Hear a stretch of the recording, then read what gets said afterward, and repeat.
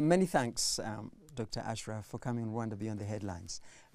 Dr. Ashraf is a security and intelligence specialist, I suppose, and he was one of the participants and one of the contributors to the National Security Symposium that is held every year organized by the Rwanda Defense Force in partnership with the University of Rwanda. So I'm going to start immediately, if I may, with the symposium itself. I have the advantage of having listened to your presentation. The symposium is a bit of a so-called black swan event. It is the one rare occasion where an African country takes a look at African security concerns from an African perspective, rather than what normally happens, which is that other countries, usually Western countries, invite African countries to talk about African security issues. So this one really does stand out a little bit, I think.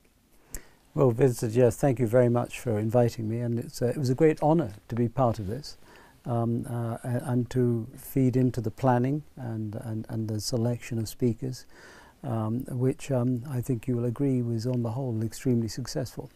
And I think the most important thing is what you've said.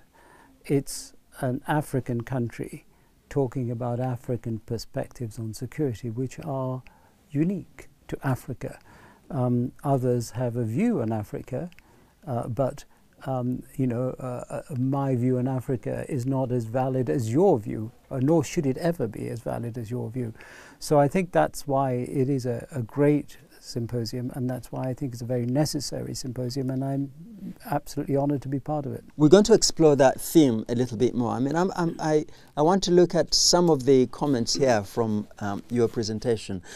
And let me read this one. African countries need to and should develop their own understanding of what terrorism means, how it originates, and how it is sometimes supported in the interest of global politics. Now that is quite a sentence, that is quite a statement. And I took specifically two things. The first one was African governments need and should. And the question there for me is that it is astounding that it needs to be said.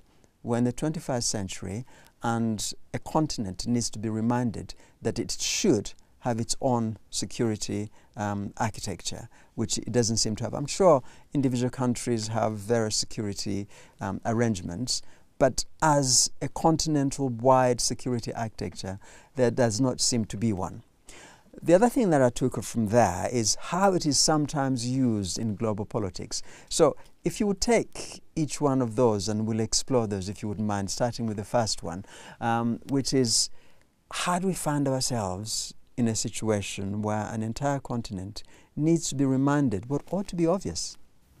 Well, I think if I might reassure your continent, the point that I was making, what you read out is, if you like, the bottom line up front. That was my takeaway for the talk that I gave. And the talk that I gave looked at the relationship between the global and the local in terms of terrorism. But even in the West, the assumption is that terrorism is some form of self-generating and self-fulfilling instrument. They're a bunch of mad people doing mad things. And of course, there is a bit of truth in that. Most terrorists are not very pleasant people. In fact, almost all of them are pretty crazy. But what I'm trying to say is that there is something behind that. And the West acknowledges that there are causes and drivers of terrorism and tries to share that understanding with the rest of the world. And that's where things go wrong. Because the West's perception of causes and drivers for terrorism deals with a whole host of relevant factors, but it doesn't deal with the main relevant factor, and that is the geopolitics that generates those terrorist groups. The involvement of initially the Soviets and then subsequently the Americans in Afghanistan is one example. But there are many others. Throughout the Cold War, there were proxy groups sponsored by the Western Alliance, in Africa mainly, and South America hugely, Asia as well. And there were groups similarly sponsored to conduct proxy warfare on behalf of the Soviets. So terrorism has always been a global issue, even going back 100 years, 200 years when it first emerged in the modern sense. But what is significant, and what I think is missing from our understanding of terrorism in the West and in Africa, is the global politics that either favors, supports, and sometimes even provides the necessary weapons and so on to conduct terrorist attacks. Because global politics has always been about self-interest. It's been about global domination. And that global political domination comes with thought domination as well. Now, that's where the difficulty, I would say, I mean, correct me if I'm where I'm wrong here, comes in for Africa, which is, without in any way, of course, justifying any form of terrorism, it has causes. And those causes are particular to specific places. And sometimes those causes, as you say, are part of the global politics. And that politics is always about self-interest. So if Africa finds itself looking at terrorism globally, rather than looking at it from its own perspective, it is simply just looking at other people's global interests and not in a way looking at the proper causes from an African perspective of that terrorism, and therefore unlikely to be able to have any headway in trying to end it. Well, there are 2 points here. One is the global aspect and the local aspect, as far as Africa is concerned. It's not for me to say that there are these global aspects. I think the Africans are smart enough to work it out. But I think most people know that at least some of the terrorist groups operating in Africa are inspired by, supported by external powers. And those powers have their global interests in Africa. Many of them may be, I'll just give some examples, theoretical examples if you like. It could be countries who are of great interest to international corporations.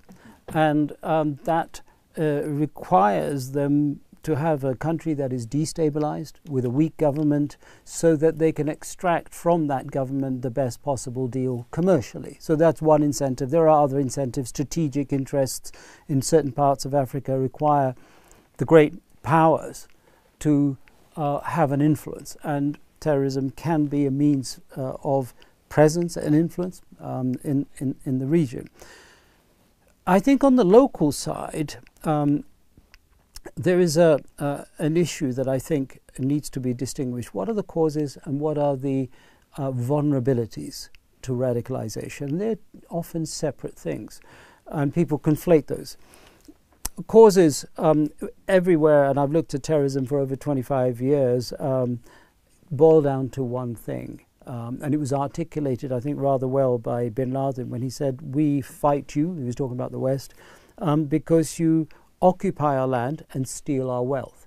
Now, he was talking specifically about Saudi Arabia and the United States involvement, but that general point exists everywhere else. Now, that occupation in some countries in Africa would be the presence of large multinationals of Western origin, petroleum companies, and their extraction of the resources, whether it's oil or minerals, which doesn't trickle down in any meaningful way to the people on the ground. So you've got sitting side by side in certain parts of Africa, in many parts of Africa, are these people taking enormous wealth out of the country. And you've got African children with no shoes and hardly anything to wear and hardly anything to eat.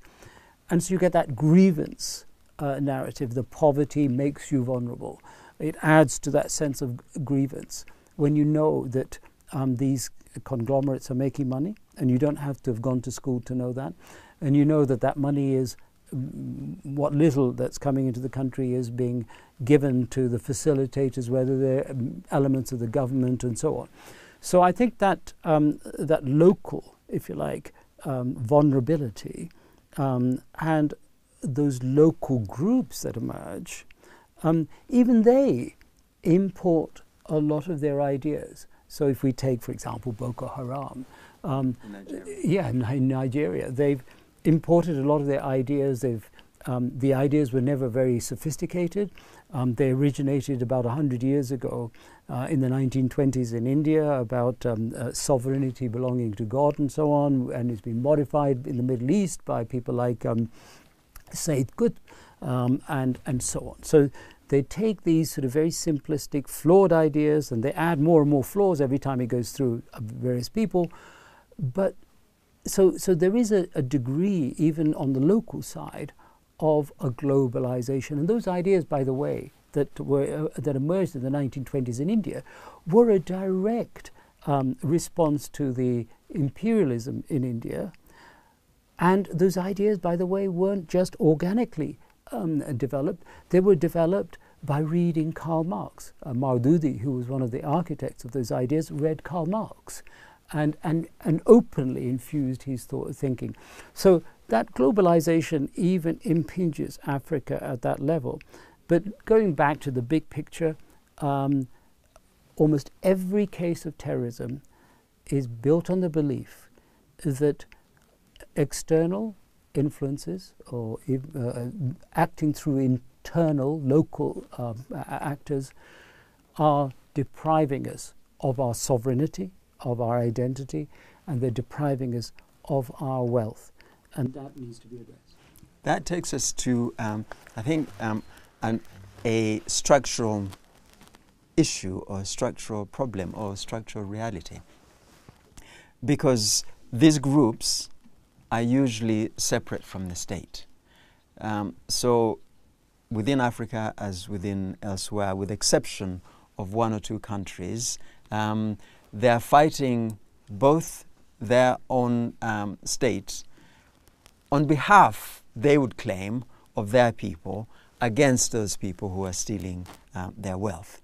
So again, coming back to Africa in this particular instance, but lesser developed nations generally, in order to look at the causes of that terrorism, you have to look at the structures, because those structures of the states are put in place by Western nations for their own interests. We're going back. I mean, once one mentions neocolonialism and people roll their eyes, but it is a real thing that is happening, and we're talking about neocolonialism here because the states are structured in such a way that they continue to serve the former colonial countries. And so these groups are, in a sense, even though they themselves borrow from these ideas, they're struggling against their own state, which is still imprisoned or which is still held within colonial structures. Is that a fair summation? I think it's a very fair summation. I think you've described it rather well. The only thing I would add to what you've described is that we are both having to generalize to try and explain and understand things. And when we talk about former colonial powers, we're talking about various European and even American countries. The problem here is that we need to put, at least in the back of my mind, of your mind, if not in the front, is that those are not monolithic entities. So the foreign policy of many European countries is completely at odds with the domestic policy, but also the domestic beliefs of the electorate. The electorate in the United Kingdom and in France and Germany would be appalled if they knew exactly what their governments were doing. And this is why a lot of what happens covertly. The African countries that you're talking about, those leaderships that are working against their people, or at least have the people have a grievance against them. These countries, these states, aren't, they have the nominal sovereignty, but the leadership, the government in general, is compromised, and it could be compromised on a personal basis, but very often it's compromised because of economics. So you've got debt, and in order to service the debt, you have to do certain political things. You have to allow certain commercial deals that aren't necessarily in your interest. So it's once you get into that spiral of compromise, of exploitation, then it's difficult. It's like a drug addict. You can't, once you're hooked, there is really no way out, and the only way out is a very painful way out. It's, you have to go cold turkey. You have to suffer. You have to suffer. The structures, I would use. I mean, I'm sure you're using the term structure in the same way as I would use, in a different way from what I would use, and that is that the structures suggest there are organizations and so on. It's much more about belief. It's much more about decision making. Mindsets. Absolutely. I think that's probably the most, and I think that's probably where the word structure really applies, because your mind is structured in a way that you can't think out of that structure. You can't think out of the box. And even if you can think, well, we're in a bad situation. We shouldn't be in this bad situation. But once you are in debt, then how do you get out of it?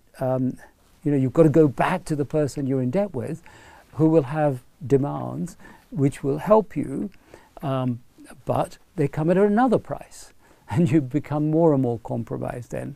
Which takes us to these groups, really. It's a bit of a generalization, but in a way, without excusing the very poor governance that one finds in so many of African states.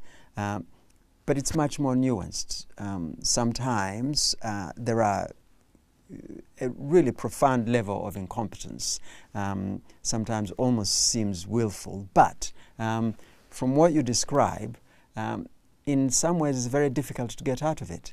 And it takes something unusual to be able to free yourself from that. Yes, indeed. And, you're talking about levels of incompetence.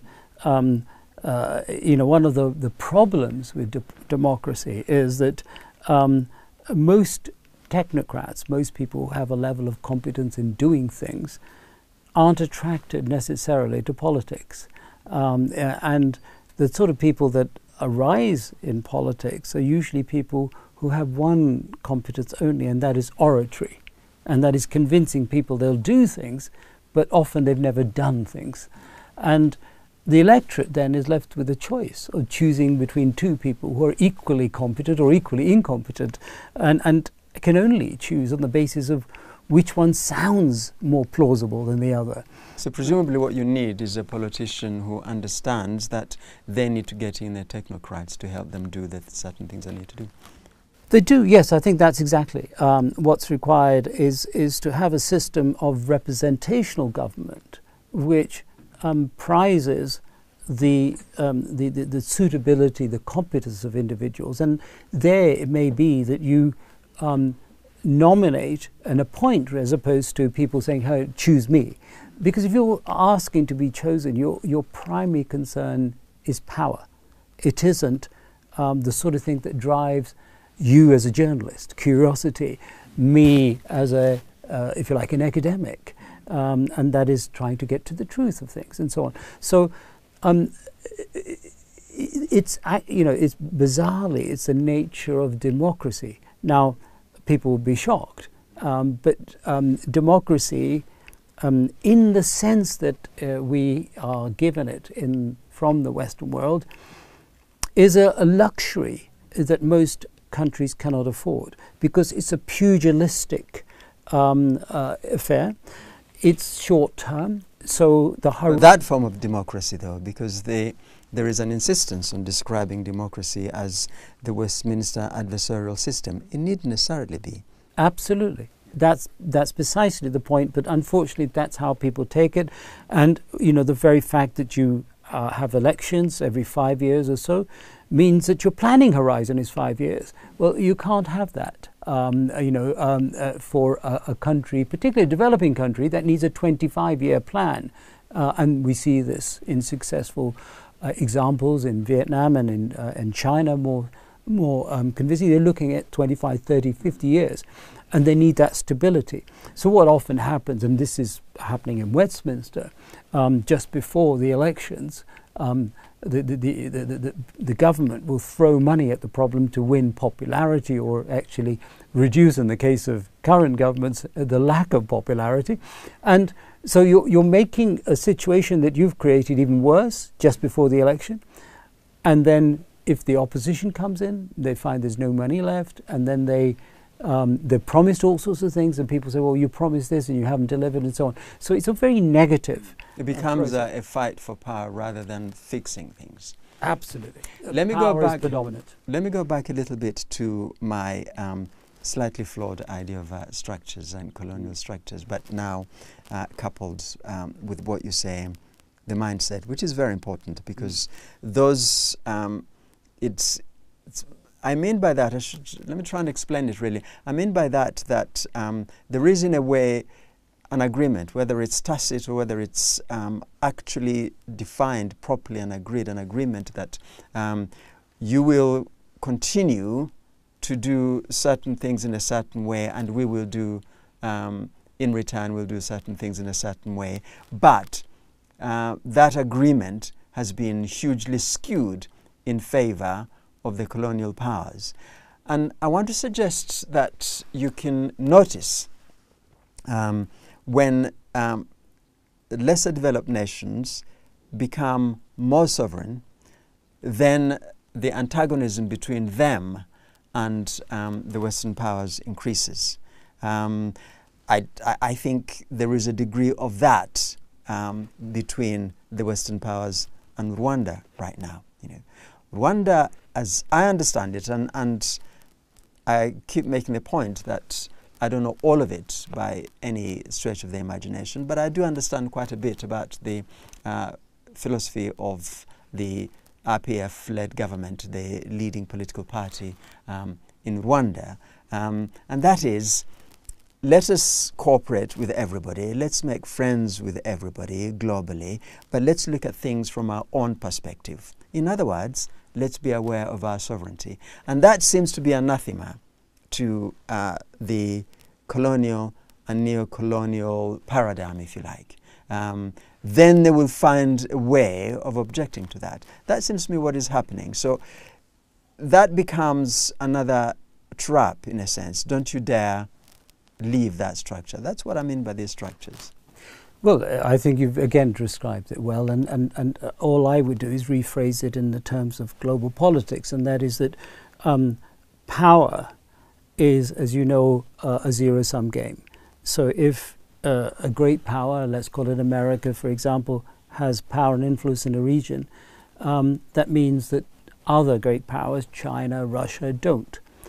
And so if, on the converse side, China and Russia, for various reasons, have more influence in Africa, then the United States feels vulnerable because it's losing power. So that this idea that predominates, particularly Western thinking of power, is always going to be one of conflict. Inevitably, conflict will arise, and we've seen this in the First World War, the Second World War, the Cold War.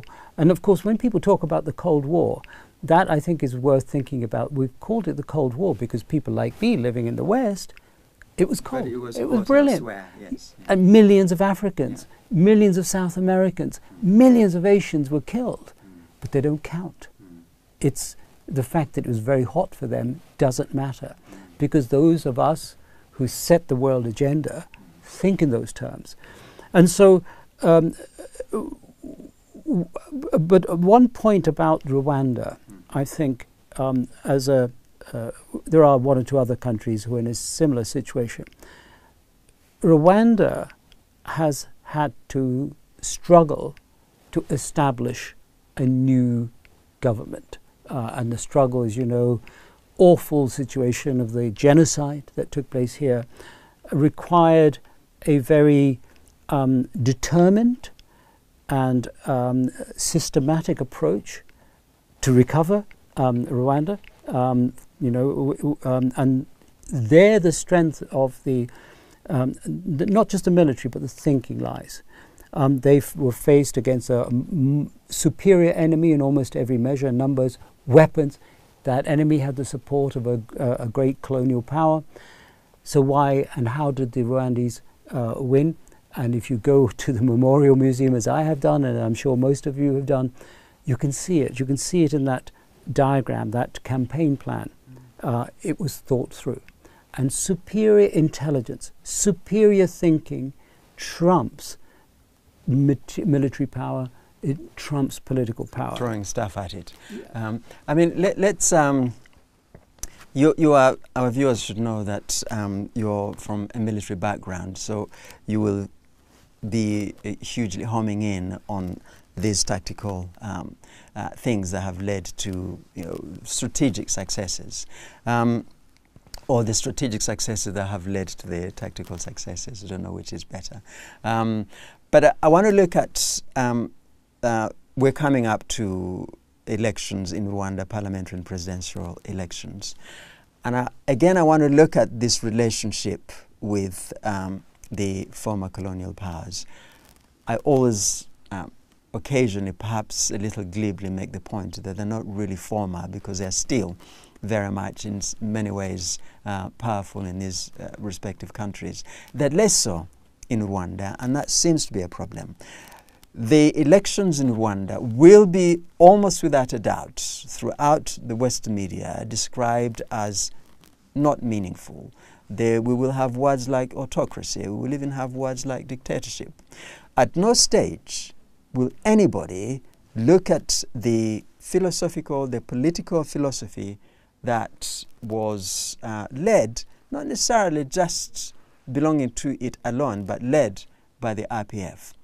And that political philosophy is this idea of the politics of consensus, which is, there are 11 registered political parties in Rwanda, and each political party, of course, has its own ideas.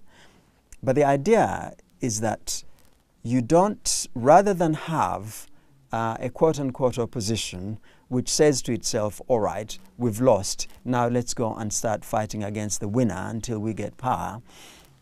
They have a system which says you can have your own ideas, but on anything that it is agreed that it is best for the nation, that it is best for the people, that it is people-centered, we all coalesce around that.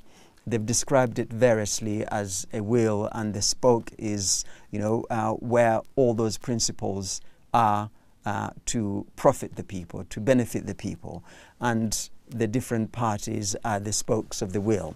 So, in other words, you can have your own ideas, but when it comes to something that is good for the people, that we all agree that is good for the people, let's all come together around that. Now, that is the political system, and we will hear that. If the RPF is incredibly strong, and I think any forecaster will say it will inevitably win, and they will suggest that it is because they have oppressed the opposition or that they have rigged the elections. None of that will be true. It will be because they're simply a juggernaut that went right across and won all the votes. They got name recognition. Everything that's been achieved for the last 30 years, the people know that it's RPF that has achieved them. But the RPF has never ever governed on its own because of this political philosophy. Now, I'm going on about that quite a bit, because what is really intriguing to me is throughout these 30 years, no one, whether you agree with it or not, but no one has bothered to look at that political philosophy and say, this is why they do it and how they do it. We may like it or we may not like it, but this is their political philosophy. The thing has been, it isn't what we say it ought to be, therefore it's wrong, and therefore you're a dictatorship, and therefore you're an autocracy, and therefore your elections are meaningless. So the question really becomes, for Rwanda, what to do? If, as I said at the beginning, you want to be part of the global community, friends with everybody, but retain your own sovereignty, what do you do about this clearly neo-colonial perspective? Two things. You do two things. One is you carry on with a system that works for you. What anybody else thinks about it, what France thinks about it, United Kingdom, US thinks about it, is none of their business. You are a sovereign country. It is your right to decide how you govern your country. Full stop. Second thing is, you're absolutely right about how it will be presented or perceived in the West. You're right. But I don't agree with the implication of that. And that is that there is some defining narrative in the West that says, well, we're colonial powers and we will always look upon you negatively. That habitual thinking does exist, but it exists in structures of government. The vast majority of people don't know what's going on. They have absolutely no idea. I came here last year. I had no idea what Rwanda was. I associated it with a genocide, which I thought was caused by a dispute between two tribes that had gone out of control. It was only when I'm here that I realized actually this is a completely different story, and I'm trying very hard on my own to tell that story to my country, to the United Kingdom. And here I would hold you to account a little bit, Vincent, if I may. The journalists you mentioned who will berate your election, try to delegitimize it with the accusation of a totalitarian system, etc., etc. You have to take them on. And it's a war of influence and narrative. And you have a very a powerful story to tell. And this battlefield of narratives, the only ammunition is intellect. In warfare, you can't compete because the West has greater weapons. In economics, you can't compete because the West is far superior. But the one area that the Africans can compete and succeed is intellect and articulation. And the articulation ability of Africans, if I were to be stereotypical in general, is far superior than most people across the world. So I think, I would say to you, and of course I'm saying it to you personally, but I'm talking now to all Rwandese, that they have to, if they're annoyed as you, or indignant as obviously you rightly are about the way this country... I'm puzzled often, actually, because it is, you say, quite rightly, I think you're right in that the majority of, say, the French population or the German population or the British population do not know the details of these things. But then again, they don't determine policy, and they live under the policy that is determined for them. So they're not going to really have any material effect, any kind of difference. Again, I disagree with that. I was in Lyon before I came here. I was talking to my friends about Rwanda and the genocide, and most of them were saying, yes, Mitterrand was evil. So people do. You're right. If you start today, tomorrow, next month, even next year, you won't make a change, but eventually you will. And let me give you an example from my own life. When I was a child at school in the UK, there was a little bit of colour discrimination. We were called brown. Chalk ices, I think, was the name that I was called. They change over the decade. Absolutely, and they become less pleasant. Yeah. The point this is, I was able to play with everybody. Nobody really did anything nasty to me, but there was a family nobody would touch and go near. It was 4 or 5 girls. It was only in my adult life that I realized that the name that we call them, which in my mother tongue, or my mother's tongue, in Urdu, was Nits, that name was very similar to the word Nits, which in my mother's tongue is Jew, but we were calling them Jews. And that is now, thankfully, unthinkable. And a lot of the credit goes to various Jewish organizations, in the main, who re-educated society. And now anti-Semitism, quite rightly, is just not acceptable. So that re-education process is something that Africa can and should do, and quite frankly, I think it's already begun to do it. South Africa, even though it's very vulnerable economically and so on, when it comes to principle, is standing up for what it believes. Through the ICJ. Well, that's one example, but there are others. And I think many countries have decided that the guest fighters they had in the form of French forces are no longer necessary for them. Now, well, I'm not going to talk about the wisdom of that decision, the politics of that decision, but that is a lot of confidence, saying we don't need you. We can survive without you. And I'm sure it's going to be difficult, but it does take that courage to say, okay, we will stand our own. And that courage and that determination in the case of Rwanda comes from the fact that your leadership had to literally fight its way back in to save the country. And you talked about the strategic and tactical. You can't do strategy. You can't make tactics effective until you have strategy. You can't do strategy until you have clarity of thought and confidence that your thinking is smart on the other side. And it was. Let me do, you've done it for me, which is you've taken, I started with the Rwanda instance, and I wanted to take it to Africa-wide, and you've done that for me, which is what it is that Africa has in relation to everybody else, and that is the intellectual basis, if you develop it. But even that takes if you develop it, because if we look at one of the things that countries that are awake to this, and I would say that Rwanda is awake to this, are aware that the quality of education isn't what it ought to be. Most African countries are not even thinking about that. But the point that you make is that if you look at the intellectual basis of your people, and again, the IPF-led government, it is about people-centered governance. Look at the people. You have it. It is the best. It's the most important resource that you have.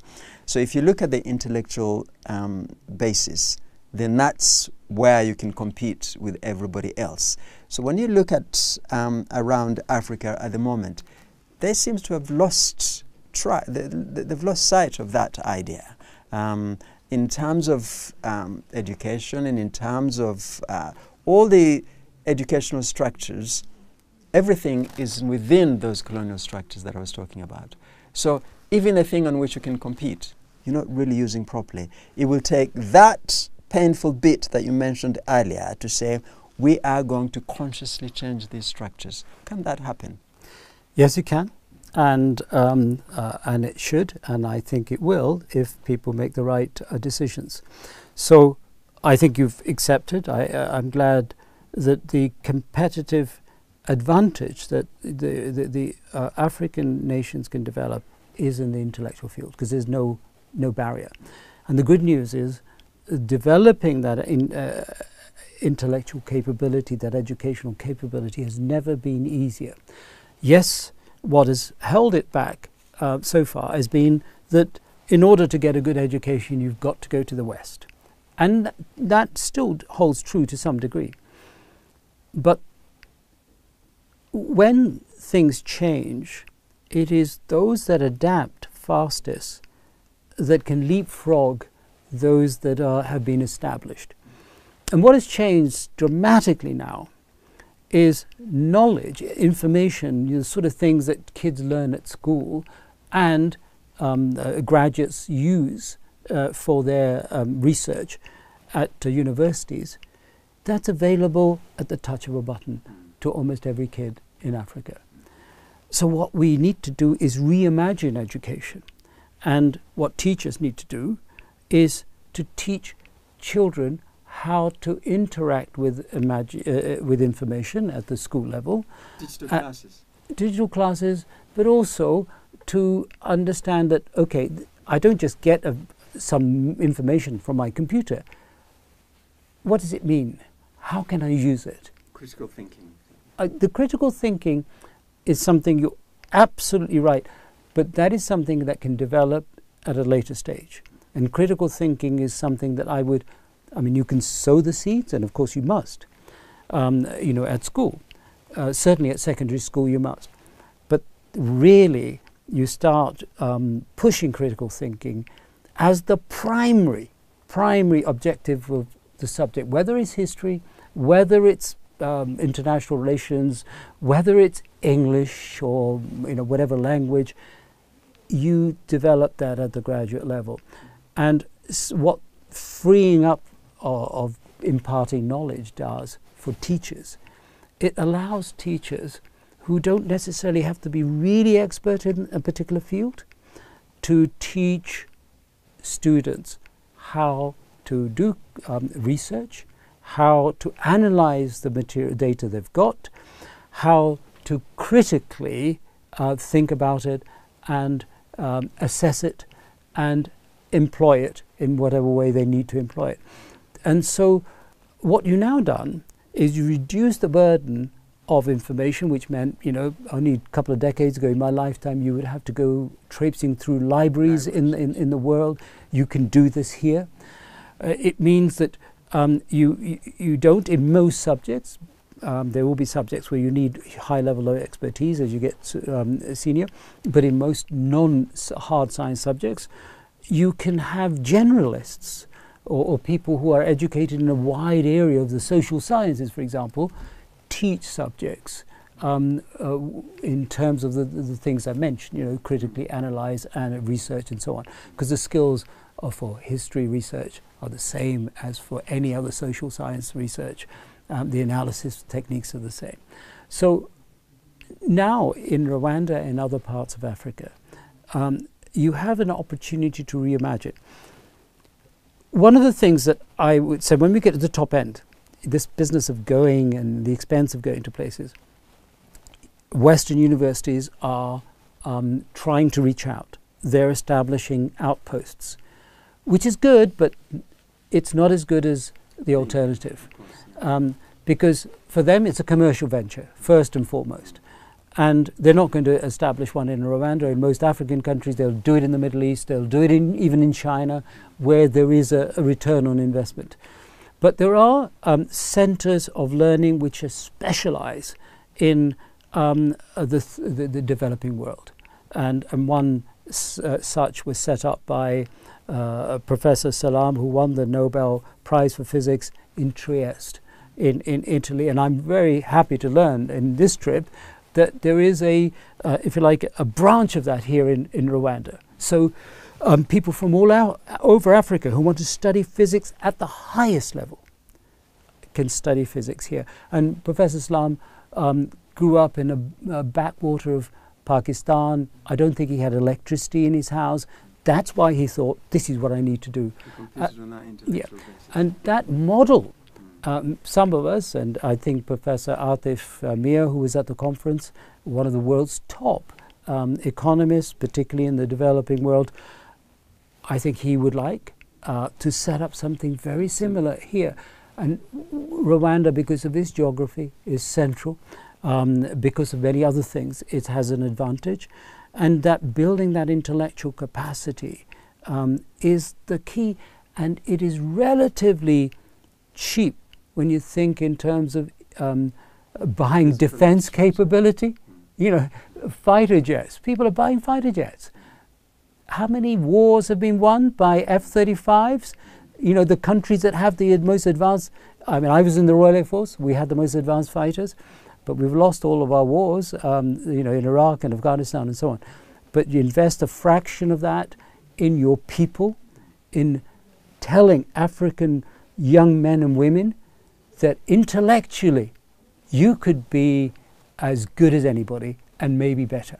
It's up to you. I'm going to, we haven't got much time to develop another line of thinking, but I always have a difficulty with this idea of leapfrogging, because in essence you leave gaps.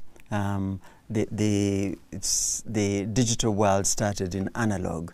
If you leap to the digital, you lose how that journey, that analog journey to the digital and so on. So I think there is to me anyway, I'm possibly missing something. There is a worry about this idea of leapfrogging without looking at how the stages through which things got to where you are.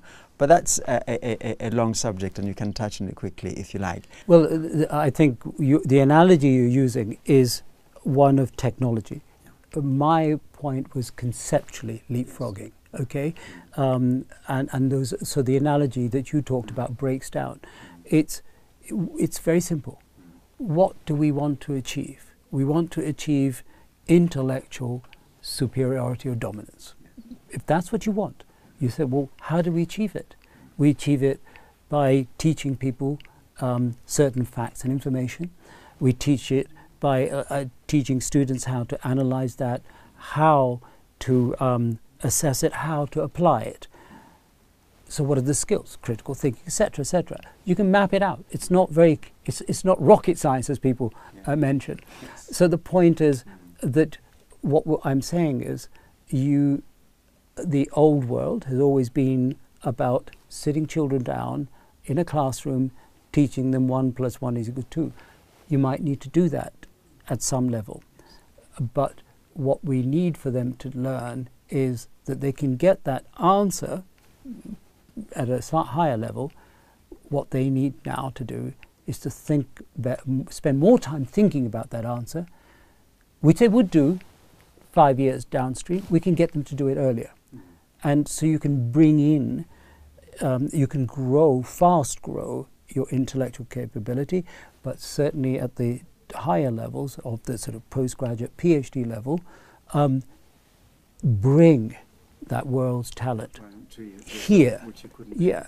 Let's go full circle back to your area of security and intelligence, which is where we began.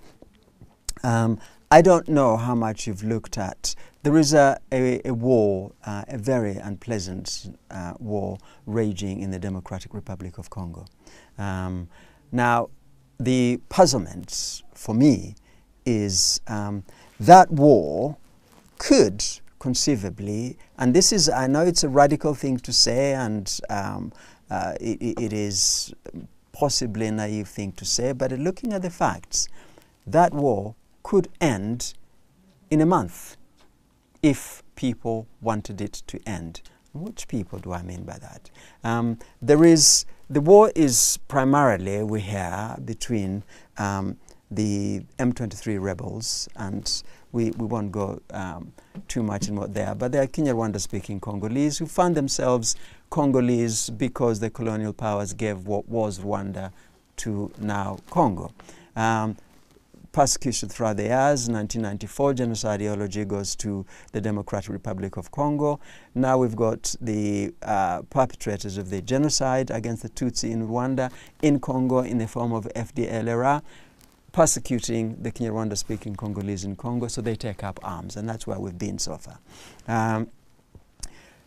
What it needs is for the rebels and the government of the Democratic Republic of Congo to sit around the table and say, this persecution will end, therefore there's no longer any need for fighting, there's no longer any need for the conflict. Now, I want to suggest that the people standing between that happening are the Western powers mostly.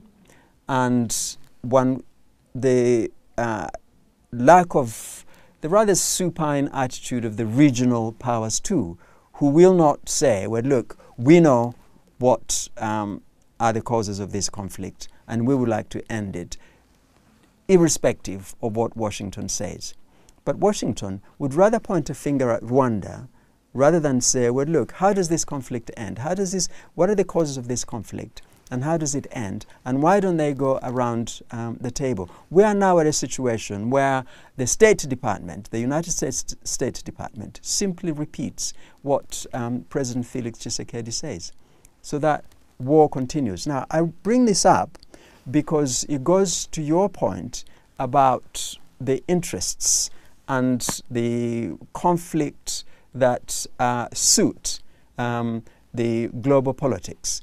And it seems to me that it suits the Western world to have a completely basket case of the Democratic Republic of Congo, from which they can continue to, hoover all kinds of minerals. And Rwanda serves as a good scapegoat. Now, I don't know how much you've looked at this, but if you have, that fits in precisely with what you're saying. Would you agree on that, or am I overreaching? No, I think what you're saying it does make a great deal of sense to me, because whilst I haven't looked at the Congo in any detail at all, the general points are exactly the points I was making in my speech. And they're based on my knowledge of other areas. Now, the way you've described it, and I'm pretty certain it's as close to the truth as we're going to get, and I'm sure your views are shared by many, particularly in Rwanda,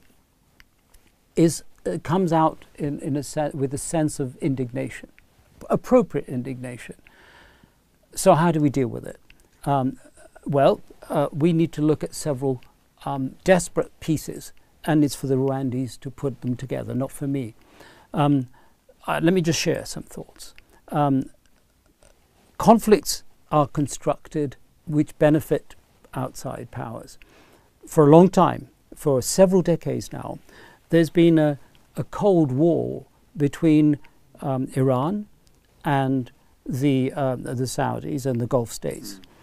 August of last year, China, of all places, arranged a peace process resulting in cooperation. I wouldn't say it's all friendly, but it's certainly, the conflict has gone.